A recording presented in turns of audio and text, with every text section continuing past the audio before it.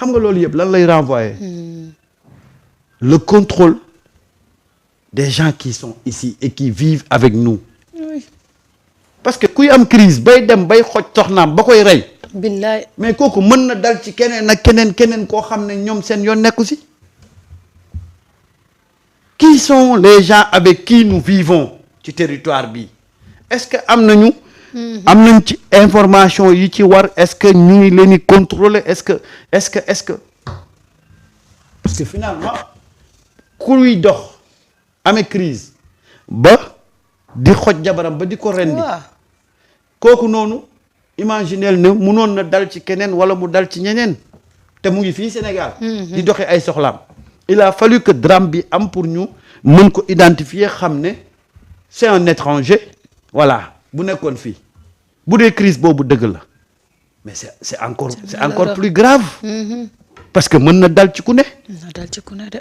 keroog wax naa ko fi waxaat ko fi nous avons un problème boo xam ne il faut que nit ñi di ci bàyyi xel muy ban. Marieta l'espace même public l'espace public est devenu même une menace ci nit ñi espace public bi ñuy bokk xam lu tax Marieta dafa bëri ñu bëri ñoo xam ne dañu tàggoog seen xel ëllëg ñu wut ay centre yu ñu leen di internet mais dañ leen di bàyyi ñuy dox ci mbedd mi mais est-ce que moom li mu wax nii que ni àndul ak sago est-ce que mën nañu jàpp ne loolu. mën na bañ a nekk dëgg. parce que tam mën na tiit ci kii mu ne dama. gis nga li ngeen wax nii nee wax ni mën na nekk waaye dama ne en tout état de cause. ouais. quels que soient les motifs c'est un élément dangereux. li muy wax ni ne crise mën na bañ a nekk dëgg. mën na bañ nekk dëgg moom. waaw waaye ku dem bay xoj sa jabar. ba di ko rendi mu wër ak mu ñàkk a wër c'est un élément dangereux. c'est vrai. c'est ça qu'il faut retenir. ndax wax na dëgg wala waxul dëgg. kooku c'est autre chose. ndax wax na dëgg wala waxul dëgg. c'est autre chose.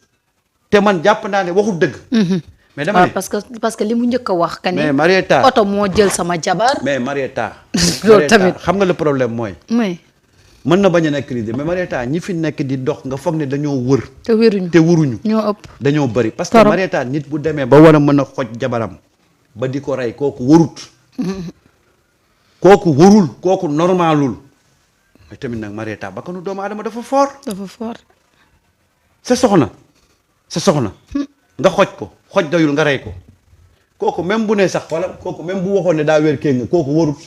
wérul de. ñun nag xam nga lan lañ jàppee ku wëradi.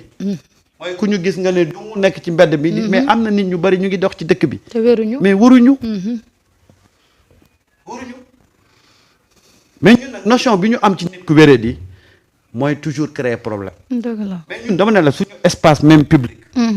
dafa poser problème Marieta. da ngay dox léegi ci mbedd bi yow loolu gis nga ko gisaat ko. waaw. da ngay dox ci mbedd bi benn waay bu ponkal tàggoog sagoom ñëw dog la dogandu la noo def nga jéem a ñàlli wala nga xool foo dugg. et ñun fii duñu jël en charge les personnes yi nga xam ne dañuy am troubles mentaux parce que balaa ñu lay mën a jël en charge wala ñu lay bàyyi xel fekk yow yéey nga say sagar. mais ba pare loolu moo fi am. alors que am na ñoo xam ne ñu ngi ci koñ yi tant que kooku nekk ci koñ bi deful jéeya. rayul xale wala deful dara dañ ko fay bàyyi ku ne di ko romb. déggoo lu ma la wax ba pare nag xale yi di ko kokkali. muy muy dàqanteeg ñoom. ba benn jour ñu dégg ne def na ci xale lu ñaaw ñuy doog a wax et loolu yëpp nag il y va de am nañ ay kuréel yu war a mën a toppatoo loolu. il le faut de. parce xam que nga léegi loolu moom bëri na ci dëkk. mais dafa bëri ci dëkk bi. torop sax. ay waxambaane. yu am doole nag. tàggoog seen sago. te foo leen fekk ñu ngi dox ci mbedd bi ñu ngi yor benn objet boo xam ne mën nañ cee gaañ. mën nañ la ko dóor sax. wax naa la ko benn waxambaane bu wéré di fekk na ma fii ci suuf bitig bi yëkkati mbiskit sarax ma ko ba pare ni ma yëyal. te da ngay yëy de. damaa yëy amun maa ñàkk a yëy su ma yëyut musiba am te nag ma jege loolu man dama koo yéex a gis waaye ma ko teeloon gis xam nga ne jege yantoo boobu du am suma digganteeg moom waaye damaa jékki-jékki damaa bett man damaa siggi rek mu ne ma am mbiskit ma daal di jël mu ne ma yëyal nga yëy. ma fàtte mbiskit bi yëy ñaari doom mbiskit bi bu nekkoon poson damay faatu. da ko doon yëy ba pare bu la fay ba. loolu nag laa doon xalaat moo tax loolu nag laa doon xalaat fii nii ci suuf. da ko doon yëy ba pare rek bu la fay ba li nga yëy. man dama déglu ma la. et ces genre de personnes bëri na fi. dama sëgg ni ma siggee laa yem ci moom. wallaay mu ngi bëri doole nag. ne ma jàppum biscuit bi ne ma am yéyal quoi danaa yëy noonu nga ko bëggee ma yëy daal di yëy ñaari doom ma yëyee ñaari doom muy dem li muy dem yëpp sama xel mi toogul ndax mu ngi naan ma yaa ko daal ji fay ma mais imaginel kooku mënoon na ñëw ba gaañ ma te du ma ko gis. doo ko gis de. te mu ngi fii après ma gis ko xale yi di ko tooñ xam nga mu leen di saaga noonu. y en a beaucoup dans ce pays là Marieta moo tax il faut que ñun suñu service yi nga parce que te y a des services compétents hein, pour ça y a des services yoo xam ne loolu la di dox ci la protection civile. c'est important de d'accord. ah c'est important de il faudra ñu jóg si. mais wóorul. Bakary Ndao nee na Marieta amoo taalibi dama xam di kat daa waroon yëy ba pare rek. non bu ma ne woon fay ma kay ma dugg ci bitig bi nag xaaral ma fay la ci njëkk. déedéet boo jëndee bu la bugguma boobu bi nga yëy laa bëgg. kon de musiba am kooku kay man de Marieta bi ma siggee ba yem ci moom li jóge ci man xaw ma nu mu toll mu ne ma am biscuit ma ne ko ma yëyal ma ne ko amul problème. noonu laa ko dajee yéey ñaari doom.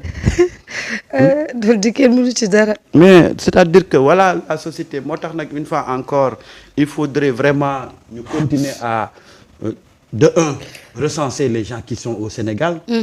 Surtout les gens qui sont étrangers mais te mu am un contrôle fi ñu nekk ak fi ñu dëkk. ensuite il faudrait que ñi nga xam ne dañu fee nekk seen xel neexul. ñu daal di leen taxawoo. gis nga balaa ñuy génn foofu Marieta dama gis démb benn vidéo malheureusement j'ai pas eu le temps de le préparer. de préparer la vidéo defar ko mais benn ambulance Marieta. dañ ko woo d'urgence ci benn koñ. waaw. gis nga koñ bi Marieta. ni ñu ko tëggee ambulance bi pour mu dugg ci koñ bi. c'est un problème Marieta ndax. dafa am ay nit yoo xam ne dañoo tabax ba pare ba déraper génn ci mbedd mi occupé ale mbedd mi. ambulance bi def na fa pratiquement 2 heures de temps. pour dugg ci koñ bi pour jël malade bi génn ak moom yóbbu ko. gis nga parce que ñi nga xam ne ñoom la ñu da ngay tabax. ba jeexal yow fi ñu la may. nga ñëw ba génn tuuti def ay banc. waaw ciment la ñuy def. yu nit ñi di toog waaw. su ko defee da ngay rétrécir mbedd mi. Sénégal amul norme. léegi nag mu am ñoo xam ne dañoo def lal ay table di jaay tànganaa table yooyu également occupé espace public bi. gis nga waa ji ambulance bi Marieta. pour mu dugg ci koñ bi problème la. on était obligé di toj yenn tabax yi nga xam dañ ko tabaxoon mu déborder ci mbedd mi. ak yenn toits yi nga xam dañ koy génne nii ci mbedd mi. ñu dindi ko pour ambulance bi mën a dugg mais sinon mënuñu génne mu ambulance bi mënul woon dugg ci biir koñ bi. mu def fa presque 2 heures de temps. xale yu góor yi koñ ba ñoo fa nekkoon doon toj yenn rebord yi nga xam dafa génn pour mun ambulance bi mën a dugg pour jël ki nga xam ne dafa nekk ci situation. te loolu dafa bëri ci koñ yi tey mara détaillé bu situation amee ci koñ pour sax auto sapeur pompier dugg ca koñ ba. problème la alors que la voie a été bien tracée. mais fii Sénégal loolu moo fi am. Moussa jox naa la vidéo bi. les normes de construction ñun respecté wuñ ko. déedéet. on construit comme on veut. voilà ba pare dañ lay jox lii nga tabax lu ëpp ba pare def fa say banc. waaw mu ngoog ñoom ñëpp la ay banc yi ciment. tabax fa mu ngi koy wax nee na Liberté 6 extension noonu la mel. xoolal loolu. am na yoo xam ne après bu fa dara amee balaa ñuy jël nit ki. fekk léegi bu fa drame amee. oto bi dafay am problème pour dugg fa. non mais sérieux Sénégal laa Moussa yónnee naa la vidéo bi nga xool ambulance bi xale yu góor yi ñoo mujj jóg di toj yenn côté yi di déguerpir yenn affaires yi pour oto bi mën a dugg ci biir koñ bi. et d'après les informations presque def na 2 heures de temps pour génn foofu.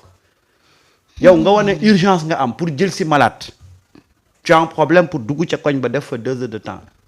c'est pas normal. kooku buñ ko taxawul balaa moo yegg hôpital mu faatu après ñu ne nag sapeur moo yéex a ñëw wala ambulance bee yéex a ñëw fekk ne ambulance bi ñëw na mais pour mu dugg ci koñ bi c'est un problème yow defal nga sa kër ba pare yow lan moo la may droit nga ne da ngay tabax bàyyi ciment ci biti dégg nga sama papa Jara Seydou nee na loolu yàgg na Sénégal Thiaroye Azur Pape Ibrahima Faye mi ngi naan la Padoua c'est la même chose. waaw mënuñu nangu quand même dans un pays réew mi daal man daf ma jaaxal.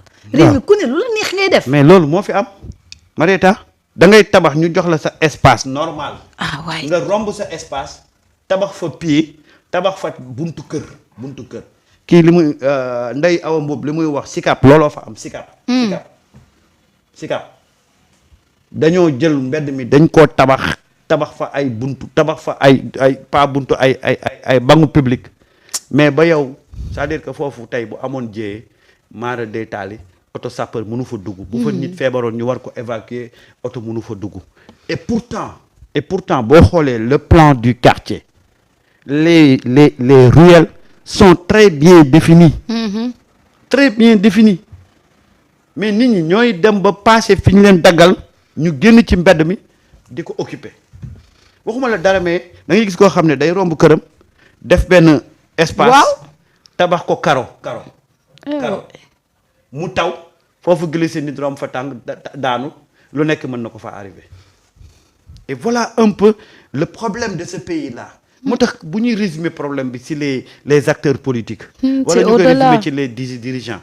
mais c'est un problème boo xam ne ñun la les Sénégalais le Sénégalais lambda ñun ñoo am problème ak ñun suñu nekkin ci penc mi léegi nag ku nekk dafay jël responsabilité bi di ko renvoyer à l'autre. Finalement qui est responsable?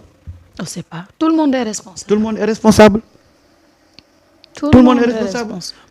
yow koñ bi defar nañ ko lotissé ko defar mbedd yi mais ku nekk da ngay ñëw di déborder.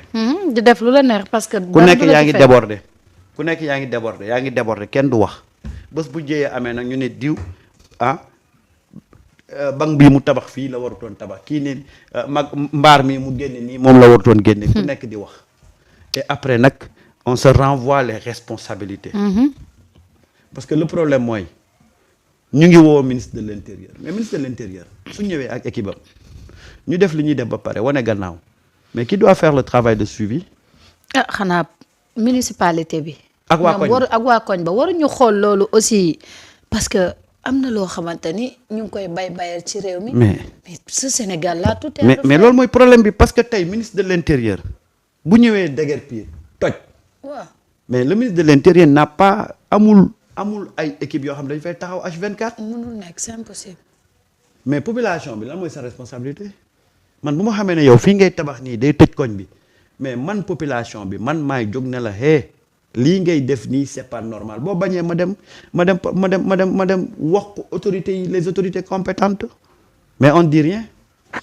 On laisse passer Moussa vidéo bi pare na on laisse passer on dit rien ba jëyee am nag xam nga am na benn jamono amoon na benn lakk bu métti Grand Yoff bu fa amoon. mais pour auto sapeur pompier dugg ci biir koñ bi. mais Grand Yoff tam gis nga débordement yi fa am. waaw mu ngi noonu. ni ñuy tabaxee tout ça donc c'est partout. réew mi li ñu fi war a defar. mais wax na dëgg Samba Ndiaye les balcons hors limite. gis na des fois gis balcon bu génn ba. waaw balcon bu génn et personne kenn du wax bu ñu demee nag ba jëyee am on revient pour dire que voilà kii moo def lii kii moo def lee d'abord il y a la responsabilité de l'État qui doit être ferme. Ensuite il y a la responsabilité très engagée des mairies les maires dañu am nañ ñoom maires yi am nañu ñoom li ñuy wax am nañ li ñuy wax ci seen biir mairie ñiy gérer la protection civile. ñooñu dañu war a di def descente sur le terrain. moo nekk ne.